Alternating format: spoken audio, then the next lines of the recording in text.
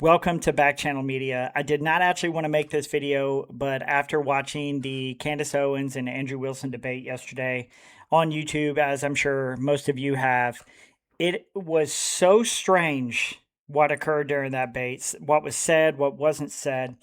I wanted to be able to provide a feedback from an investigator. And if you're new here, I spent over a decade in the U.S. military, from everything from a combat paratrooper, PSYOPS, military intelligence. I've conducted numerous investigations, both state and federally, and I wanted to be able to provide my opinion on what I think, not just over the debate, but the investigation as a whole. Let's get into it. All right, so before we dissect not just the debate, but also the Charlie Kirk case, let's find out what they were even debating. The topic of discussion today, how this got prompted is, Andrew, you said there's overwhelming evidence that Tyler Robinson shot and killed Charlie Kirk. And Candace, your position was he's a patsy. Tyler Robinson is a patsy. So, of course, we'll talk about a lot of different things, but that's kind of how the whole thing got started. Before we get into that, let's talk about the very beginning of it. Andrew opens up by reading his phone. Now, I was not actually watching my phone. I was listening to it while I was walking. And I could tell, I'm sure as most of you, that he appeared very nervous. And if any of you have ever written a paper and you read it, it's easy, right? Because you wrote the paper. Now, when Andrew was reading off of his phone, it seemed like he was reading this for the very first time. And from a PSYOP standpoint here, I'll go ahead and first talking point was he immediately brings up the Israel connection. Now, the debate is not over Israel. That's not part of the debate. And he said a few things, during this opening monologue or whatever you want to call it, that stood out to me. Let's take a listen. I'm going to share the message with you today, which is the first time this information's ever been publicly revealed. On September 9th, Charlie's security team wrote to him, yes, law enforcement has been fully supportive and agreed to a security plan and posture. Tomorrow's event will be covered by both my team and the campus PD. If additional support is required, patrol units will be available. I have 11 on site. Charlie responded with this, okay, great. Remind them that they are there for one person's security only, because I'm somewhat worried the left is trying to kill me. All right, when he said that, it was a huge kick in the chest for me. And it was because almost like I knew what was going on at that point, almost kind of similar to this morning when I woke up and checked Google. There was an article that kind of took the breath out of me as well. And I'll go over that here a little bit later. But I mean, you got to look at how a PSYOP works. It's very similar to marketing, right? In order to make the change you want to change, you have to know who your target audience is. Who, if you're an iPhone user, your target audience is probably, somebody that bought the previous model, right? So, spoiler alert, we are their target audience. The fact that we listened to that yesterday, we are their target audience, and they're trying to make some sort of change. Now, what is that change? I mean, you could, draw your own opinion, but he's mentioning that Charlie Kirk sent a message on the 9th saying that he believed the left was coming after him. Now, what narrative are they trying to change there? I'll let you come to that decision yourself. But to me, again, we are that target audience, and then you have to find out how they receive information. Well, how did we used to receive information? Through CNN, through Fox News, through all these other networks that nobody no longer trusts, right? We do not trust those news outlets. We get our information from podcasters now, right? Joe Rogan's, Tucker Carlson's, Candace Owens, Andrew Wilson, whoever you see fit, you receive information. But just the fact that we listened to that yesterday, somebody was trying to, and even today, you're listening to this, right? You're being influenced by what you hear. And that was kind of just a wake-up call at the very beginning of the debate. Like, he mentions that at the very beginning. He didn't wait till the end. Maybe he would have forgot. No, he shows what is the most important to him at the very beginning. I don't know. That says something to me. let's get into the meat and potatoes. And I'm not going to recreate their video. If you want to watch their video, it's linked down below. Please go check it out. You definitely need to listen to it. I'm here to provide feedback from an investigative standpoint and try to fill the gaps of what was not said and what I thought I would add to the debate. Now, again, Andrew's debating overwhelming amount of evidence. Candace is debating that she believes Tyler Robinson's a patsy. This debate realistically was only an hour and a half, and that's including in the breaks and whatnot. But more seriously, this probably debate was only 20, 30 minutes, if that. They only got to really two parts of the investigation, one of those being the DNA. Let's go ahead and take a listen to what Candace Owens says. Where she said that when you're using those mixtures and those samples and you get up to 5+, it's really hard to make any sort of a determination. So both of those things are relevant. If you can't explain why his prints are the most degraded and you're saying he is the shooter, it's not really a so what. It's an open-ended question that people have a right to pursue. It's not a conspiracy. It's actually proof of my claim that there is evidence that he was set up as a patsy. All right, so I'm sure most of you would agree that parts of this debate were very difficult to listen to because at some parts they were almost agreeing on the same thing. But then Candace Owens, I mean, she's like way up here, right? If you're thinking it, she's probably already 2 or 3 steps higher than you. But what she's arguing here is the DNA. Why is Tyler Robinson's DNA the most degraded on the rifle, right? So her argument, obviously, is you cannot prove that he conducted the shot based off DNA. She's poking holes in the story, right? Which means if he did not commit the aggravated murder, then essentially he's a patsy. But for whatever reason, Andrew was not picking up on this, right? Let's go ahead and take a listen to what Andrew said. That wouldn't prove anything about him being a patsy. It said it's evidence to support the claim that he could have been set up as a patsy. So this is why I said earlier, so what? Because even if it's the case, this doesn't have an explanation for it yet. That doesn't actually give you any evidence in your corner for Tyler Robinson being a patsy. Okay. All right. So again, Andrew's essentially mentioning, okay, who cares if the DNA is degraded and Tyler Robinson's is not the most prominent DNA on this rifle? So what? Still doesn't prove that he's a patsy. But I think what Candace Owens is doing here, in fact, I know what Candace Owens is doing here. This is just one piece of the puzzle, right? If she could poke holes in the story and prove that, which it's not her burden of proof, right? It's the defense. She's doing this because she deeply cares about this. But if, it's proven that Tyler Robinson did not commit this aggravated murder, then by default, it would make him a patsy, would it not? I mean, why else would the DOJ bring all this overwhelming amount of evidence to try an innocent guy, right? It would therefore make him a patsy. And Candace Owens kind of seen through this. She started realizing, okay, well, let's try to find out from him what makes it so overwhelming. So she mentions, a post that he posted on his Twitter account. Let's take a look. Somebody said, so give me the clear evidence right here. I want you to provide it right here. All I heard from the investigator was, we believe this to be Tyler Robinson. Is belief something you go as a fact? You wrote the car pulling in. That's a totally blurry image. Robinson getting out of it.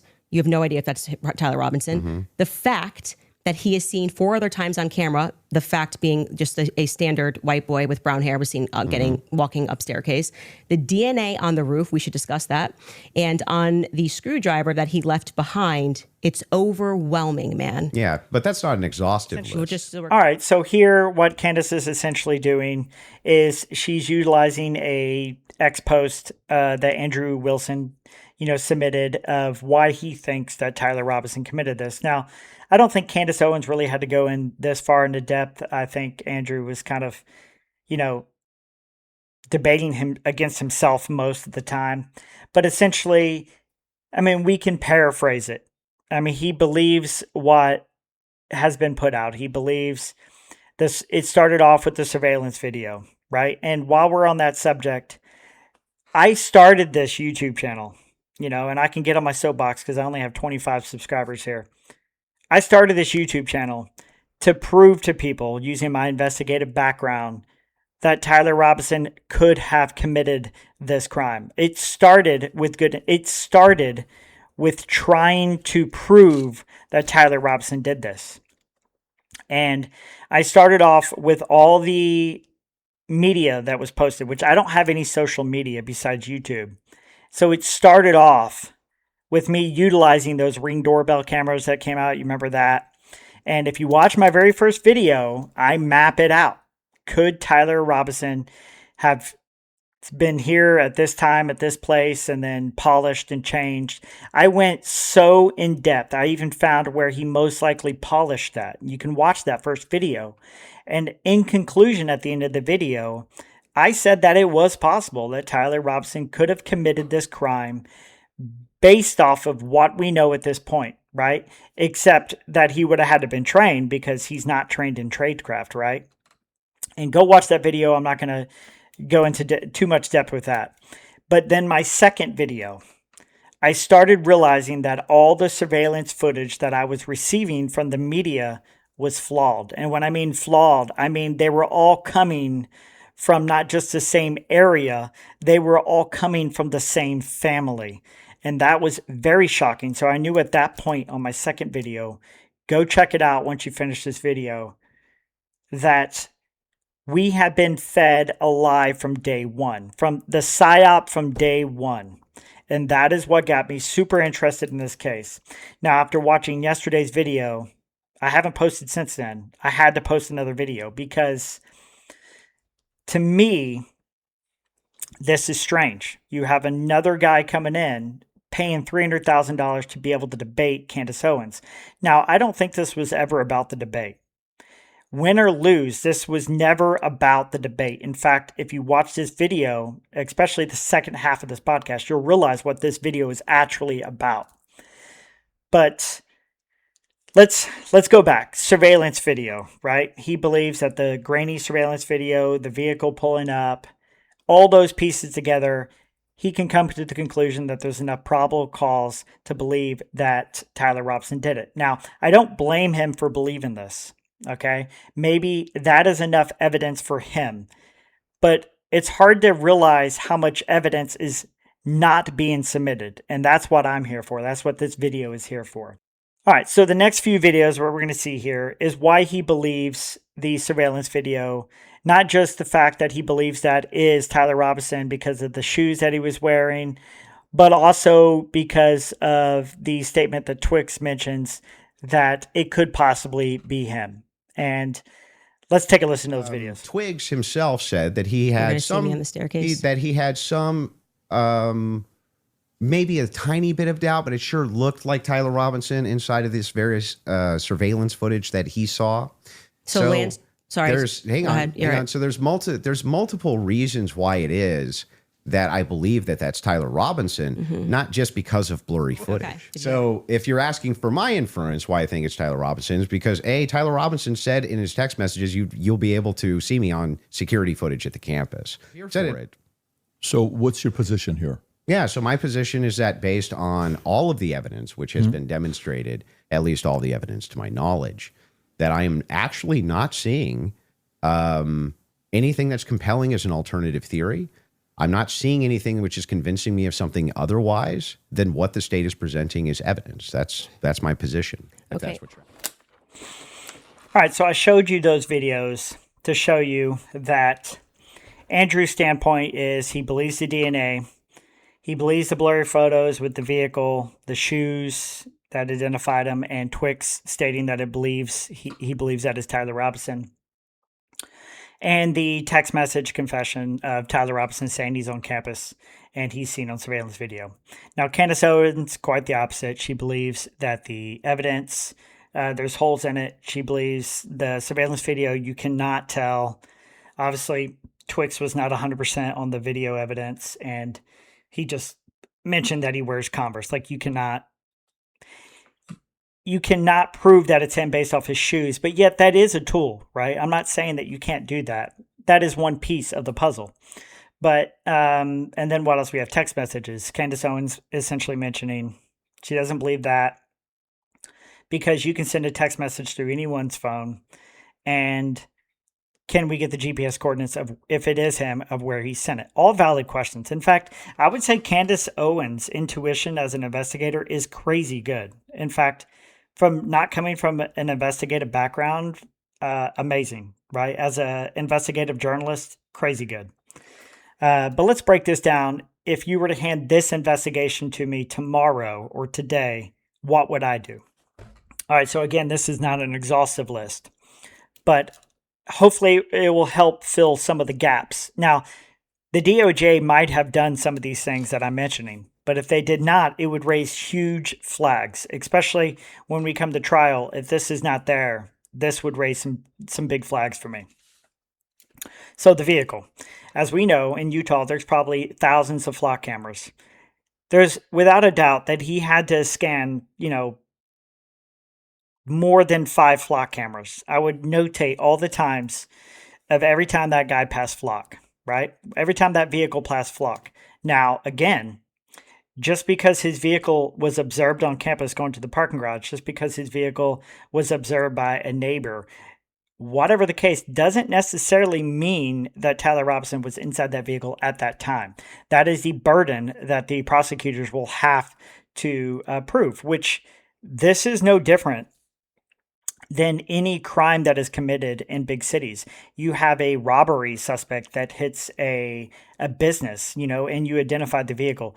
It is still just because it doesn't necessarily mean the registered owner committed that crime. It is your job as a detective, as an investigator, to be able to find out exactly who it was inside that vehicle, right? There are checks and balances to investigations. All right. So once I have all those times, now I would try to find every surveillance footage that he was caught on. So all those Ring doorbell cameras, I would pull the DQ, the Dairy Queen one, the steakhouse, right, with the receipt. I would take that, even though Andrew mentions you showed no proof that that receipt belongs to him. Okay, well, my job as an investigator and the prosecutor team is not necessarily to prove that he is guilty.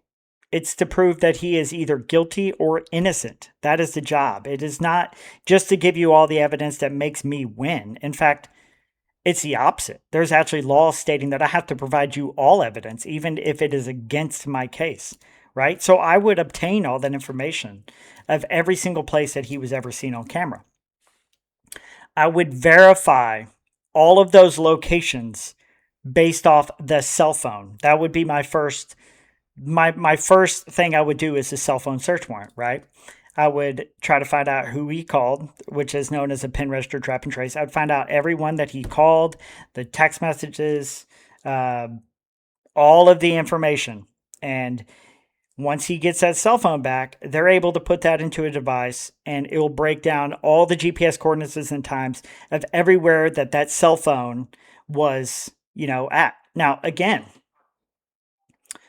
can you take somebody else's cell phone and go around town in it? Yes, that is a form of tradecraft, 100%. You can ask anybody trained in tradecraft. That is a form of tradecraft. Now, how you circumvent that as an investigator is if that guy is on surveillance that looks like Tyler Robinson, and he's wearing the shoes of Tyler Robinson, and he got out of the vehicle that also was Tyler Robinson's, and that phone puts him there. Okay, now we're getting there, right? Now we are really getting there. But we don't have any of that. We have blurry images. We're not coordinating that vehicle. Like, how do we know that vehicle is Tyler Robinson's? Now, they should. All right. So let's say, for instance, they were not able to get inside the cell phone. They say it was locked. They weren't able to get it. Maybe all his data was turned off, and it's just like a, not sharing any location or anything like that. Okay. Well, then we would get into tower dumps. We would, even if your phone is on do not disturb or not do not disturb, if it's on do not disturb, you should be good. But if your location is off and you're still able to receive and call messages and call people, then your phone is still transmitting to cell phone towers. Now, it's very common, right? If you show me 3 or 4 different points that I seen you, I'm going to do tower dumps on every single one of those to try to find out if your cell phone was pinging that tower at that time. And, that's, again, more pieces of the evidence to show that he committed it. Another thing that law enforcement have at their disposal is they have the vehicle, the infotainment center, the entertainment center, system inside that Dodge. That is essentially just a giant computer. And I don't know if most of you know this, but anytime you open your car door, you get inside your vehicle, it tracks that. When you open your door, when you sat on the seat, where you went, how many phones are connected to it. Is your phone connected to that device? Now, most of us, when we get inside our vehicle, our phone automatically connects to the device. We don't think anything of it, right? Well, there's a tool. In fact, it's called BERLA, BERLA, that allows law enforcement to be able to get inside these vehicles and see. They do it for like a lot of fatality crashes. Say a DWI was to hit a car, they need to understand how fast each car was going. They're going to download that infotainment center to see exactly what was going on at the time of the crash. Was he touching the brake? Was he touching the gas? How much of the gas? All of that. It's all recorded. So there was a witness statement that said there's 3 guys in the car. Okay, a BERLA tool, once you pull that infotainment center for that Dodge, would show exactly how many people are sitting on those seats because there's sensors for the airbags. So I have a hard time believing that me thinking outside the box here, not a part of this investigation, can come up with this. I have a hard time believing, the DOJ has not thought about these things, right? The premier law enforcement, I should say.